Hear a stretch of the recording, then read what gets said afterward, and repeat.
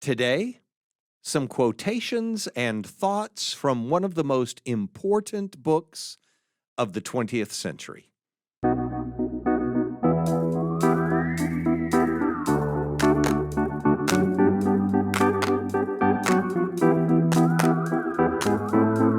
Welcome to Coffee with Creamer, where you get to sit down with our host, Dr. Barry Creamer, for a conversation about faith, life, and culture. We'll look at old ideas through a new lens, turn those culture wars on their head, and paint a picture of the way things could be. If you like your thinking deep and your coffee hot, pull up a chair. You're in the right place.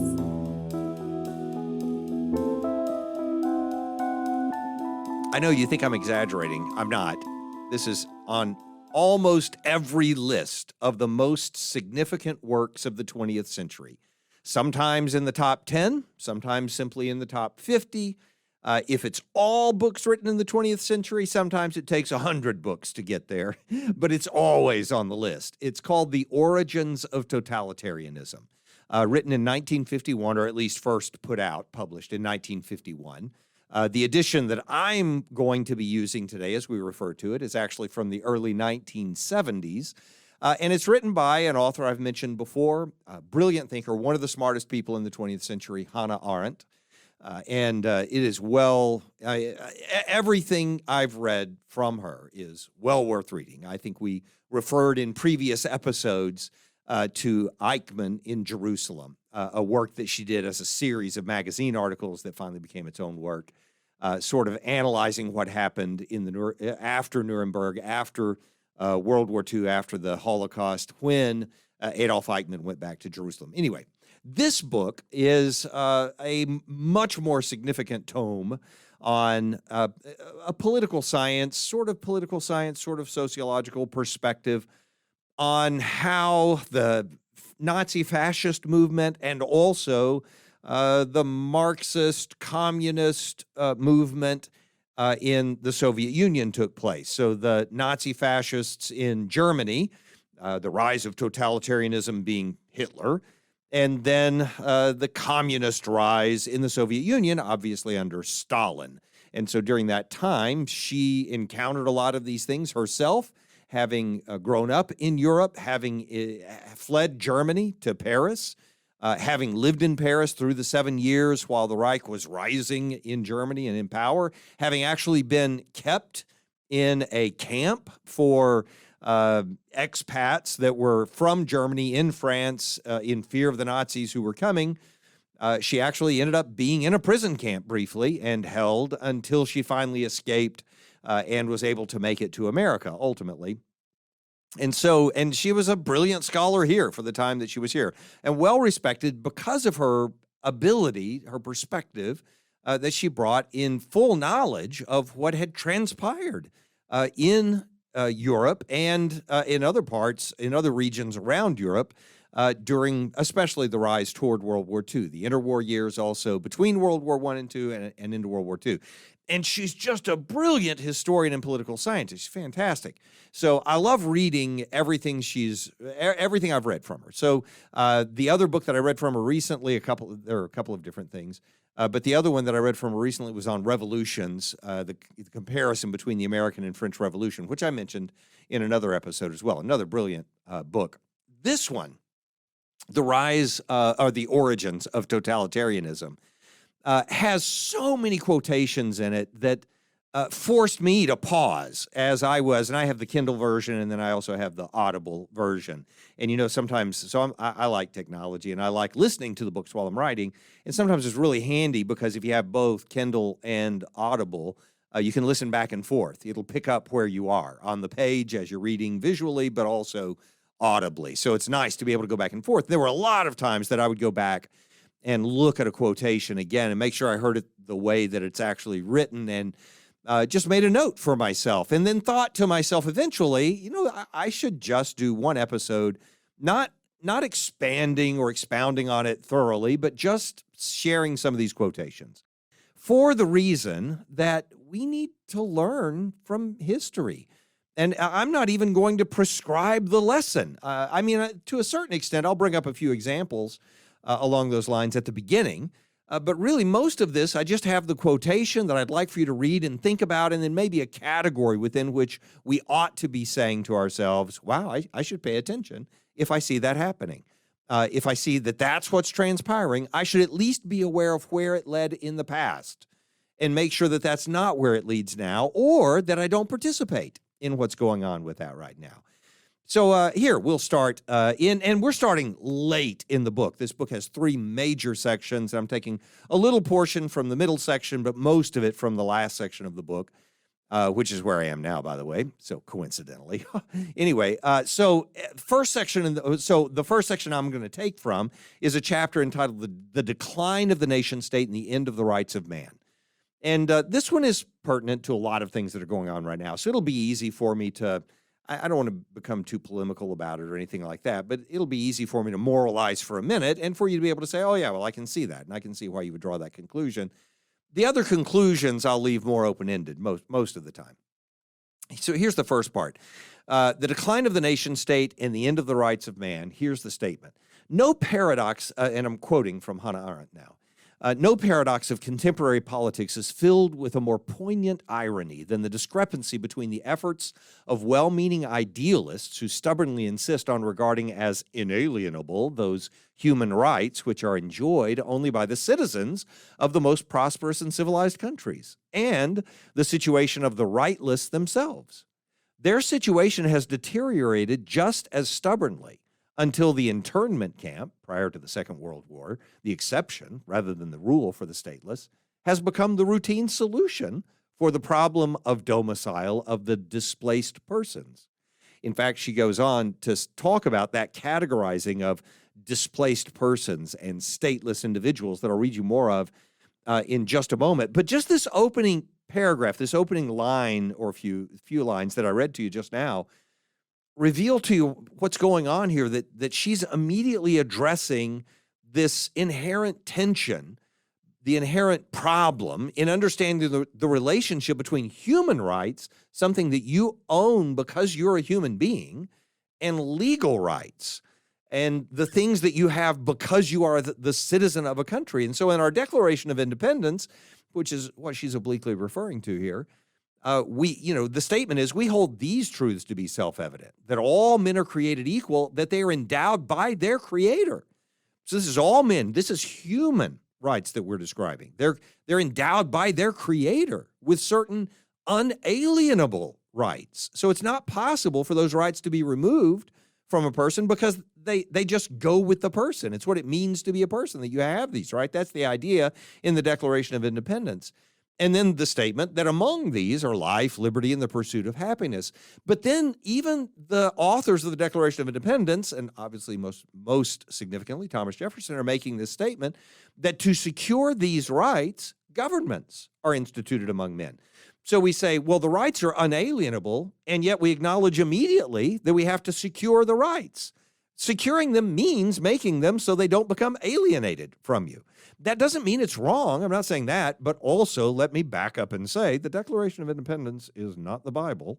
It's a fallible document. It says the best we can, what we can understand about why one people would sever the political relationship they had with another people and so on. And it's a great document, a profound document of incredible significance. I'm not saying any of that's not true. I'm just saying it's okay for us to critique it. It's not scripture. It's just the best we can do. So anyway, this statement, that to secure these rights, governments are instituted among men, tells you that even while we want to acknowledge that rights belong to human beings simply because they're humans, we know that those rights can easily be stripped from human beings if they're not protected by the government to which that human being belongs. And so we said, so to secure these rights, governments are instituted among men. And by the way, those governments derive their, and I'm reading from the Declaration of Independence again here, derive their just powers from the consent of the governed.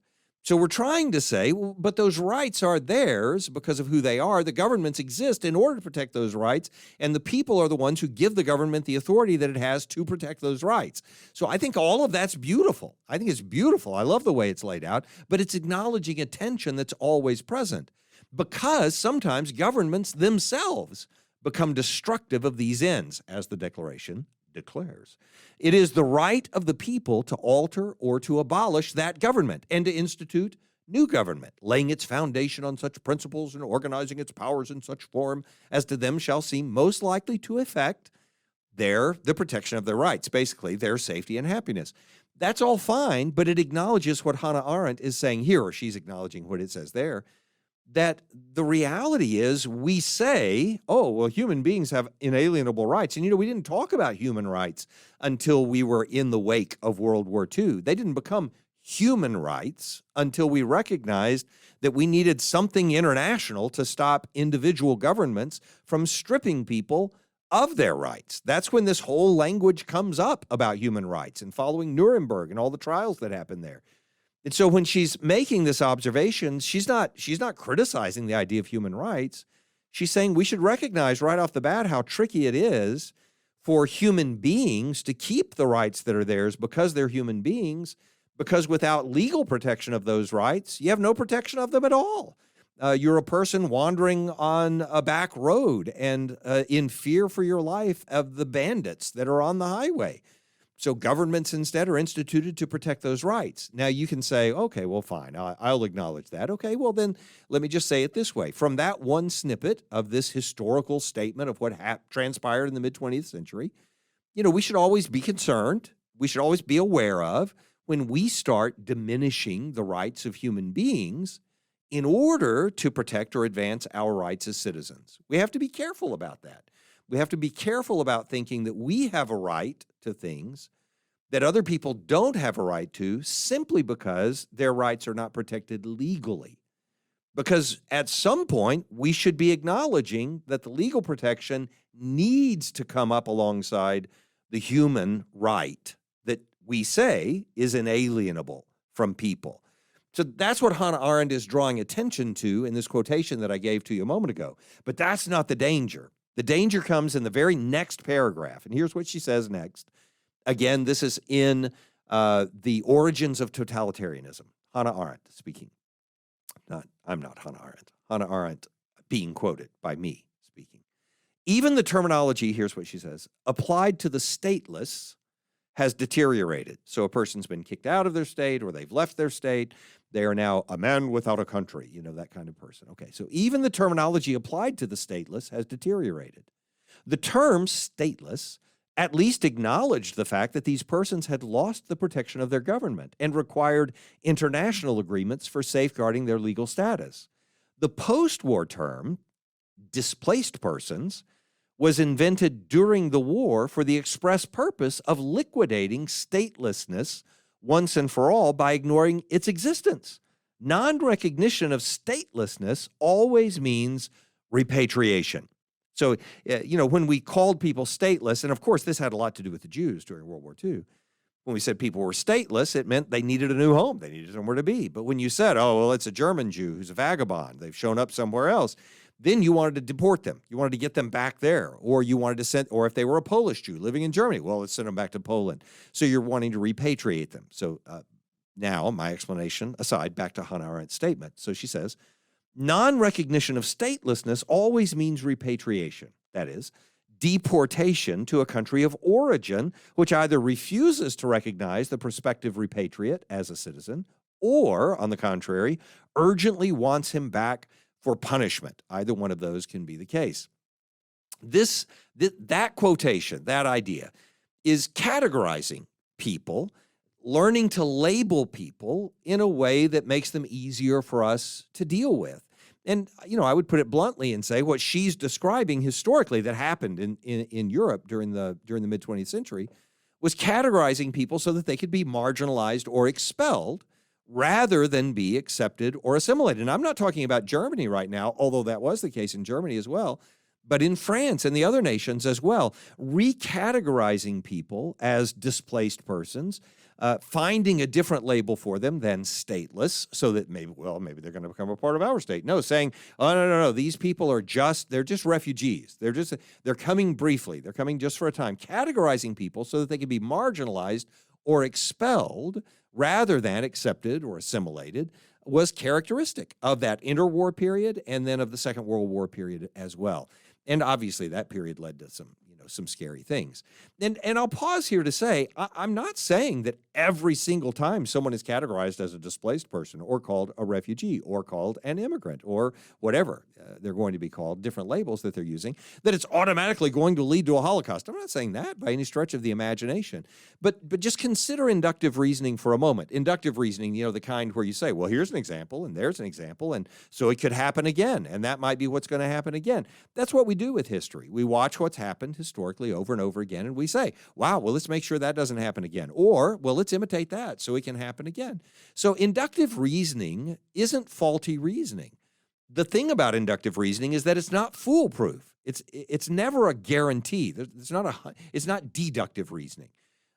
But the point of this is that there's good grounding for drawing the conclusions that we would draw if we say, well, anytime we start categorizing people, and everybody does this, so don't think it doesn't happen all the time, but we can be aware of it and do better.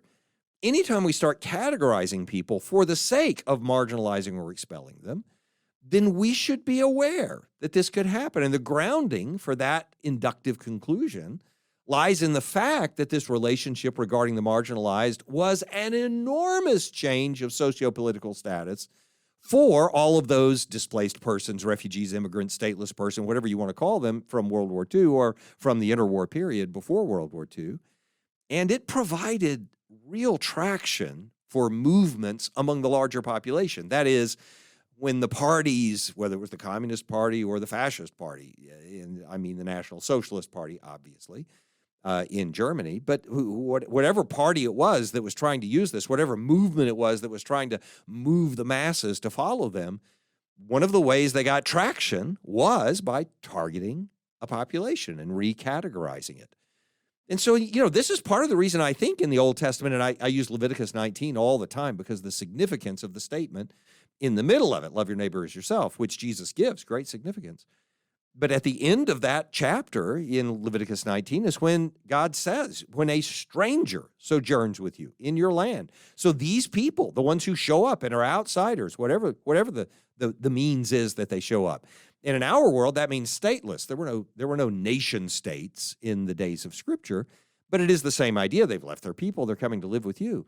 This is what he says about it. When a stranger sojourns with you in your land, you shall not do him wrong. But this is not just an empathetic statement. This is not just be kind to the outsider. This is not that.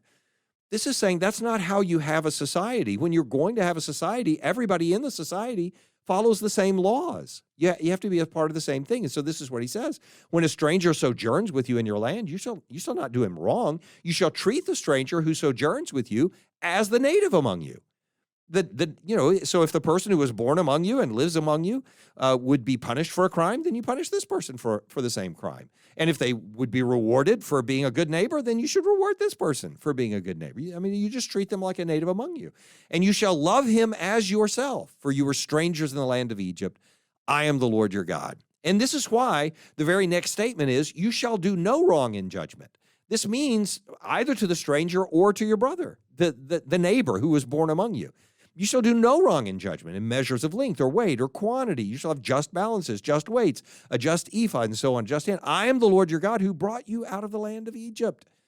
So, secondly, this I'll say, historically, I'll put it this way, to give a moral to it. I'm not always going to give a moral to these, but there's one here. We should always be concerned when a group of people is used as fodder to rile up the masses. So, we should just be aware. When we see that happening, we should be the ones who back up and go, wait a minute. These are all people. These are all human beings. So let's just make sure that we're looking at them as human beings before we do anything else. And I mean that about every group. I mean it about every single group. Doesn't matter who it is. Okay. Next example. Let's take this quotation. So here's a statement. This one's in a section on the totalitarian movement. The smaller the movement, Hannah Arendt says, the smaller the movement, the more energy it will expend in mere propaganda. Obviously, because you're trying to propagate your cause. The greater, but listen to this. This is interesting. The greater the pressure on totalitarian regimes from the outside world, a pressure that even behind iron curtains cannot be ignored entirely, the more actively will the totalitarian dictators engage in propaganda. Here's the key statement. The essential point is that the necessities for propaganda are always dictated by the outside world, and that the movements themselves do not actually propagate, but indoctrinate. So I know you're not looking at the words on the page, so you're going to process what was said, but what she said was, obviously these movements depend on propaganda, but you think of propaganda as propagation, meaning how do I multiply the movement? How do I win over people who don't agree with me? So I'll put out this brochure and it'll convince the non-believers to believe. It's almost like giving out gospel tracts for people to be converted to whatever the cause is. But her statement is to make the point, make us aware that the reality historically is the opposite of that. That as these movements have developed, what they've used propaganda for is not the propagation of their ideas to people who don't agree with them already, but the indoctrination of their ideas in the people who are already on their side. You should stay with us. You should agree with us. You should realize how important this cause is. And if those people are winning over other people or convincing them or whatever, if it's just strengthening the movement by strengthening those who are in it, what matters in the movement is making sure that the people who agree with you stay in agreement with you. So you toe the line in the things that you say. It's a fairly fascinating observation, which all of us have to be aware of. We do this in churches, we do it in politics, we do it in our families. We always have to be careful that we're not simply, some people, when people use the term echo chamber, I think this is what they have in mind. It's to make the point that we can easily get into a circle where all the people who agree with us are going with us no matter what. And when there's pressure from the outside that seems to put us in a place where they might start disagreeing with us, all we do is start quoting the lines again, going back to the original statements and making sure that everybody's in agreement and winning them over to us again and so on. But, another way to look at this, by the way, is to recognize that movements should concern us if they're defined primarily by what they're against. And that's what this is saying, that when you recognize there's pressure against you, then you rally your resources, you circle the wagons, and you get your ideology established again by using all the red meat lines that you throw out, right? So we all do that again. We all fall into that trap of doing that, and we fall into it with ourselves sometimes as well. And I know me, in my own personal historical experience, I know I experienced a lot of defining what I believed in by what I was against in my very early ministry. And I've told you before, I fell prey to the ideas of a really strict form of legalism. And so everything was against. And we joked about it. We made jokes about ourselves, but they were fond jokes. We were okay with being against everything in the world. And we felt like that's what gave us definition, because it separated us from the people who were in the outside world. We loved that word. It separated us from the people who were out there in the world.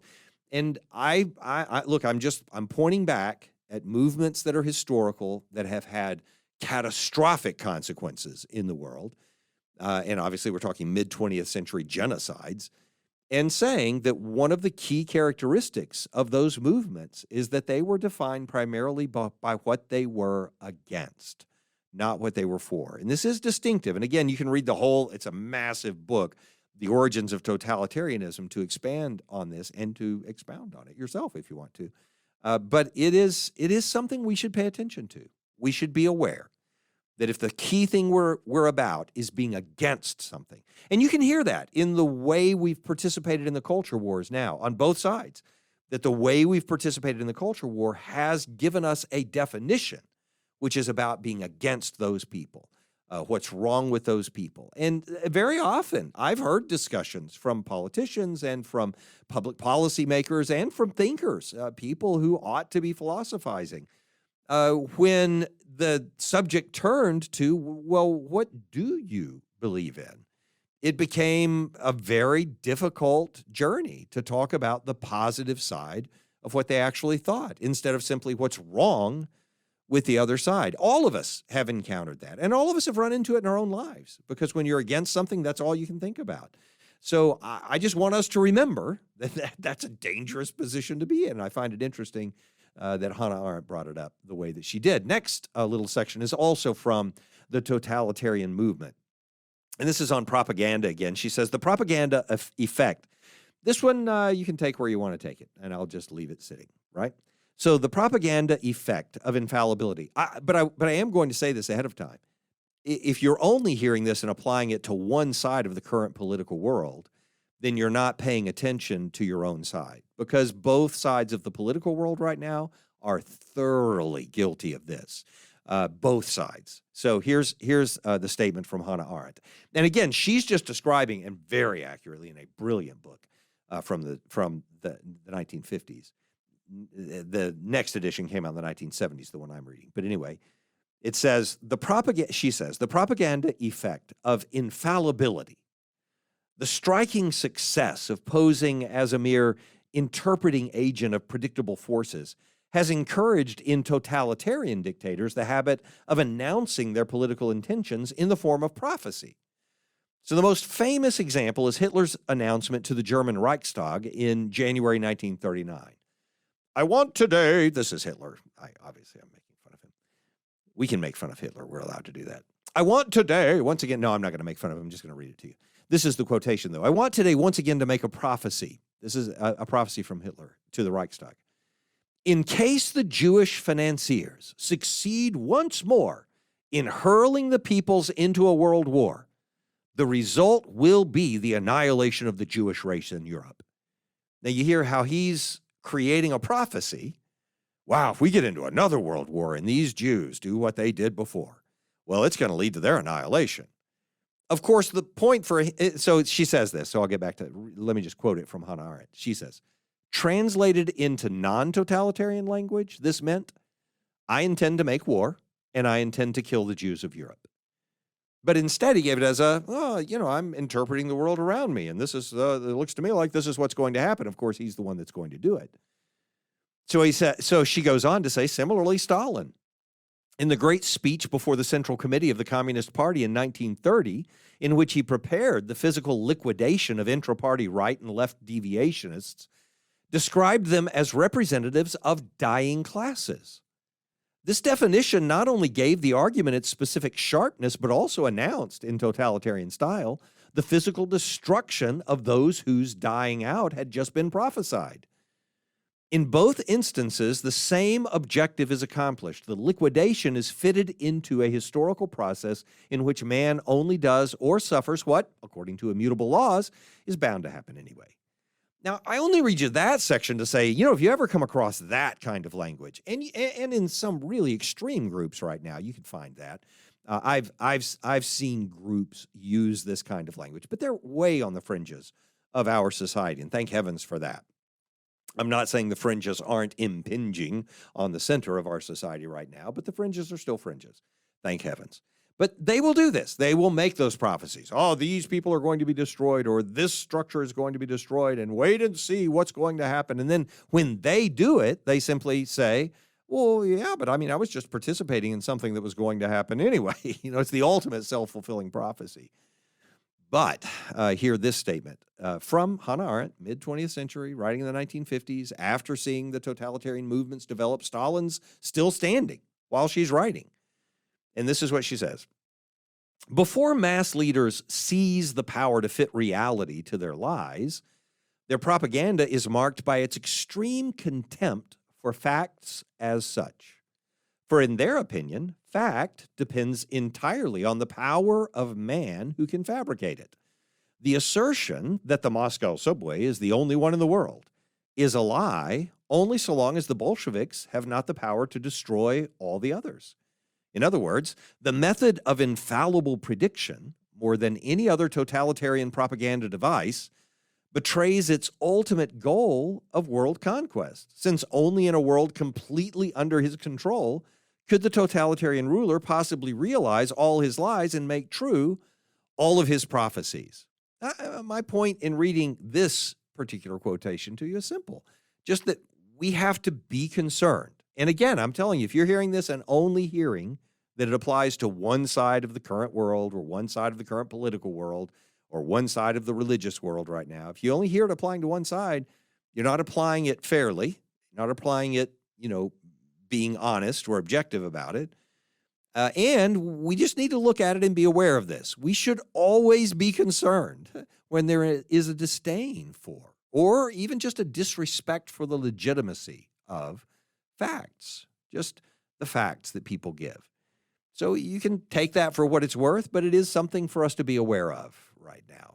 All right, next quotation. That's not the next one. That's this one. Okay, next quotation. The effectiveness of this kind of propaganda demonstrates one of the chief characteristics of modern masses. They do not believe anything visible. In the reality, this is, again, Hannah Arendt writing just after the Holocaust, just after World War II, 6 years after is when it was published. And it's a 500-page book in its short format. I mean short format, meaning published in that way. It could be a lot longer if you wanted it to be.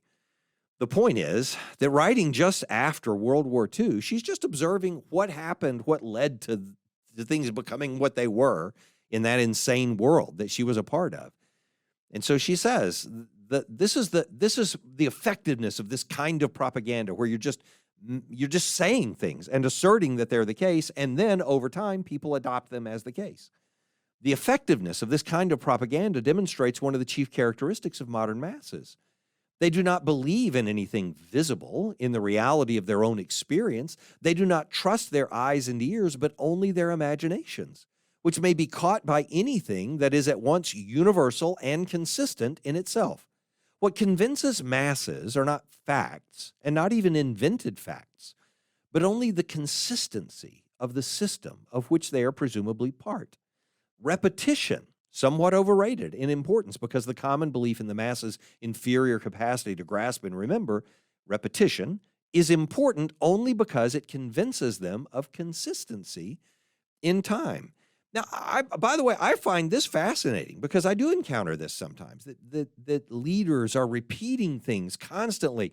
And surely, if you just pay attention to the news, you hear this, that people on either side of the political spectrum, they'll take up a phraseology, a way of saying something, and you'll be able to tell that they propagated that. This is what the word propaganda is related to, that they propagated that through all of the channels that they had at their disposal and said, here's how you say it. This is the phrase we're going to use. Here's how we're going to turn it. This is the way we're going to spin it. Whatever word you put on that, surely you've heard from both sides people putting up these phrases that seem to fly in the face of what we actually saw happen. Here's what I saw happen. What are you people talking about? This seems exaggerated, or this seems underrated.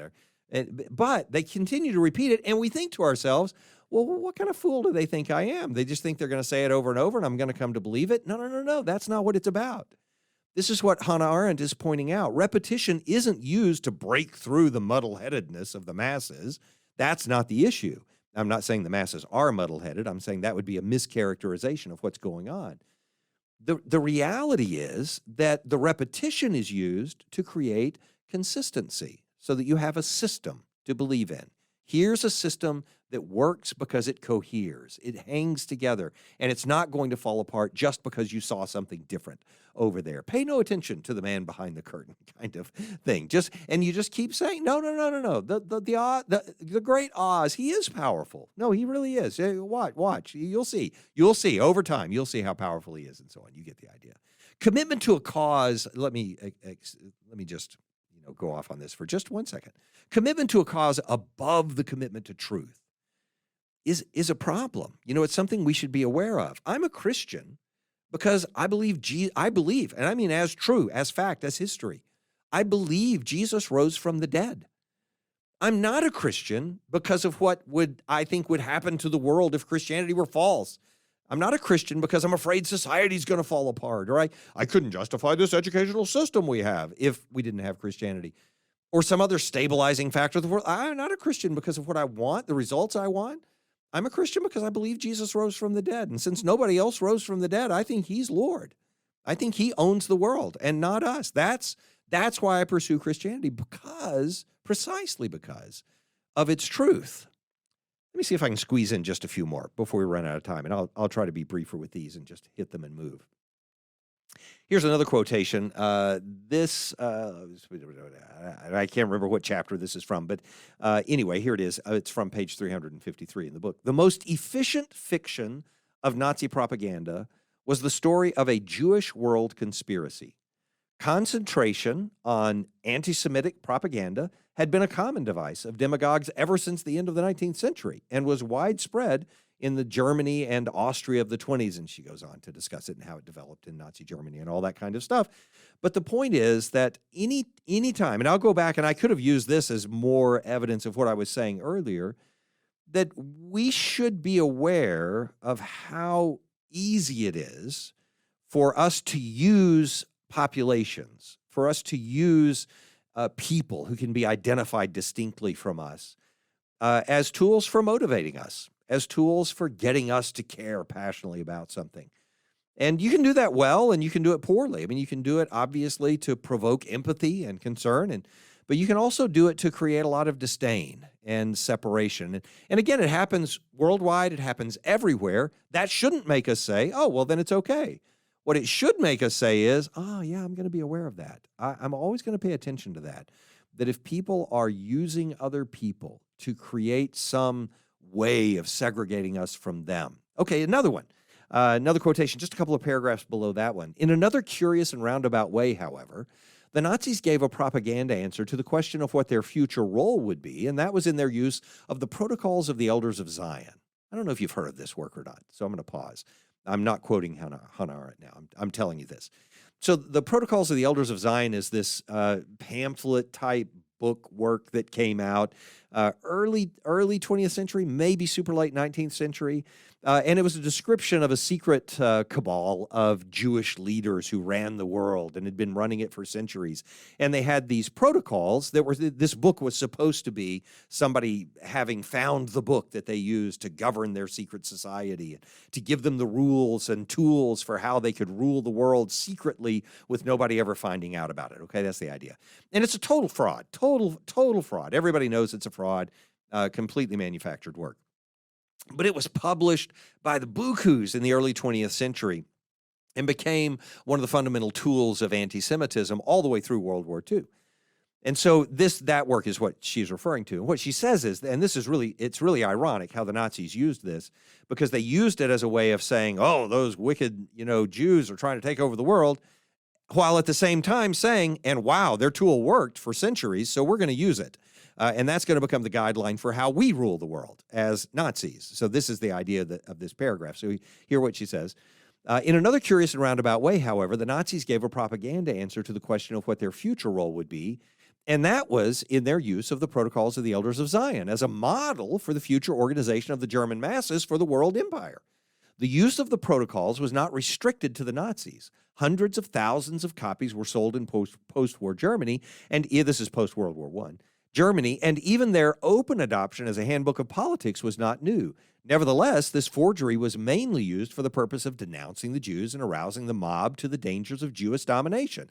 In terms of mere propaganda, the discovery of the Nazis was that the masses were not so frightened by Jewish world rule as they were interested in how it could be done, that the popularity of the protocols was based on admiration and eagerness to learn rather than on hatred, and that it would be wise to stay as close as possible to certain of their outstanding formulas, as in the case of the famous slogan, this is part of the protocols, but this is translated into the Nazi form, right is what is good for the German people, which was copied from the protocols, this quotation, everything that benefits the Jewish people is morally right and sacred.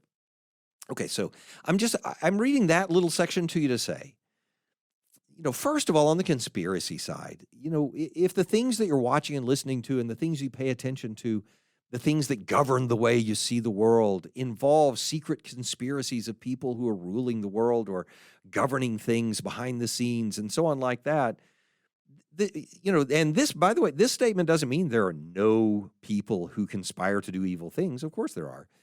But the idea that there's a cabal running the world or something like that should give you pause. Because historically, that tool of convincing people that there's a secret, powerful organization or people group who are ruling the world from behind the stage is used both to alienate that people group so that you can do what we were describing before, And then secondly, to actually give a tool and an encouragement to the people who are criticizing the cabal to say, we should take over that ruling of the world. We're the ones who should do that. That's what's happened historically. I'm not saying it's happening now. I don't know whether it is or not. But I will say to you, anytime that we start noticing this prevalence of conspiracy and conspiratorial thinking, conspiracy thinking, we should back up and go, yeah, that's not got a good history. I'm pretty sure I don't want to go there. Let me give you another quotation before we run out of time here. The true goal of totalitarian propaganda is not persuasion, but organization. So I'm going to read you this one and then one more, and then we'll be done. The accumulation of power without the possession of the means of violence. So the true goal of totalitarian propaganda is not persuasion, but organization. That is, organization, the accumulation of power without the possession of the means of violence. For this purpose, originality in ideological content can only be considered an unnecessary obstacle. It is no accident that the two totalitarian movements of our time, Nazi Germany, obviously, the Soviet Union, so frightfully new in methods of rule and ingenious in forms of organization, have never preached a new doctrine, have never invented an ideology which was not already popular.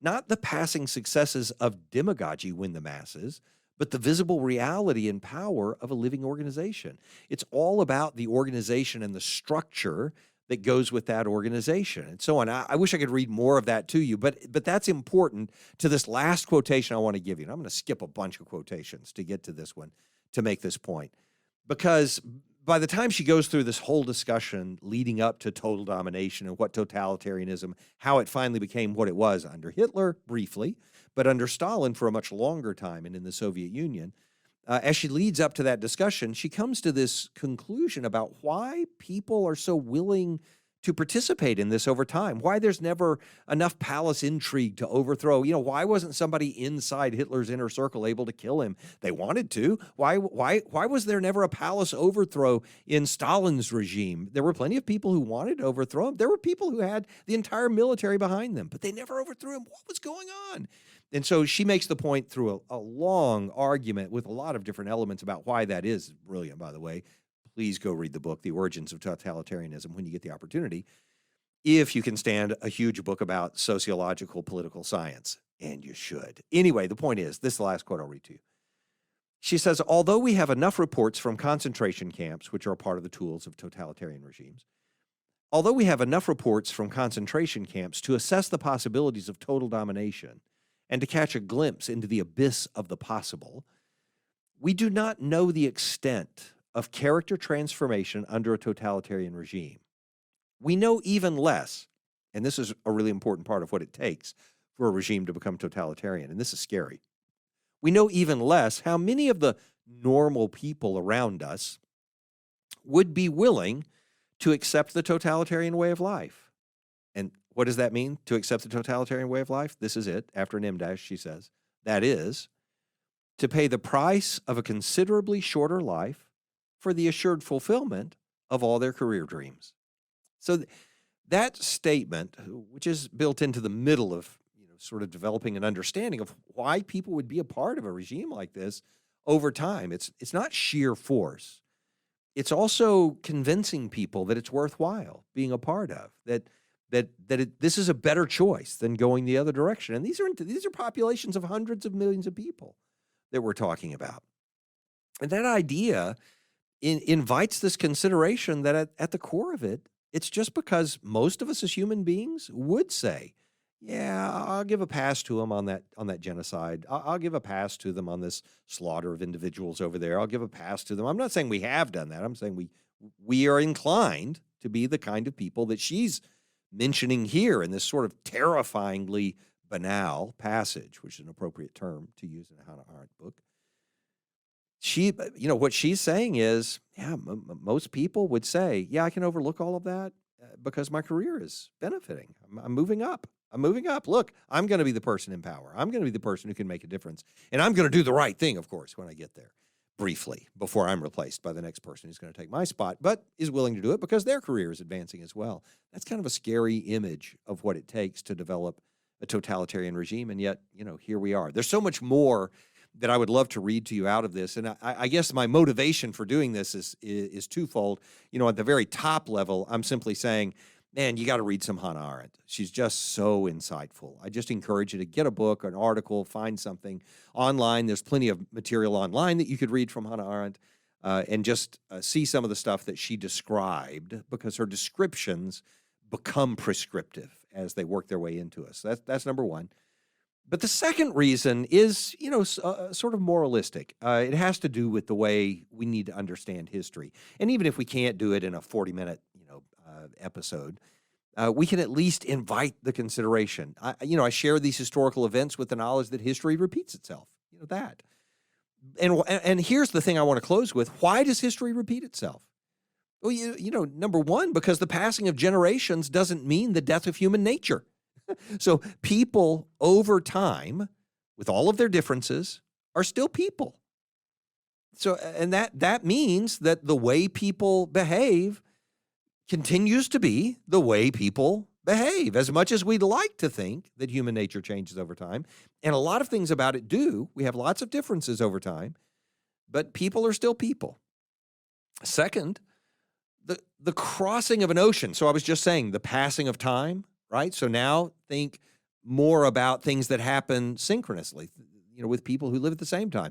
The crossing of an ocean, or the amalgamation of wealth, or the rise of technology does not make one people less vulnerable to the patterns described in the readings that I was doing earlier than any other people.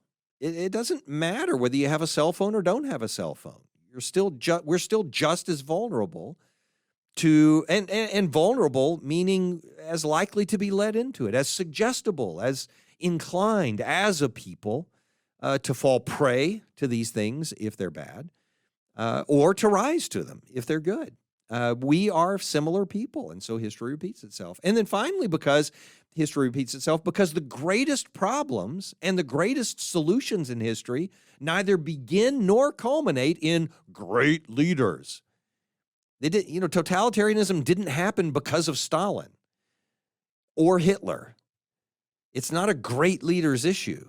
The greatest problems and the greatest solutions in history don't begin and don't culminate in those great leaders, but in the persons whose values and choices ultimately determine whether we want to follow those leaders. That's us, not them. So may we trust God and value others the way He teaches us to do.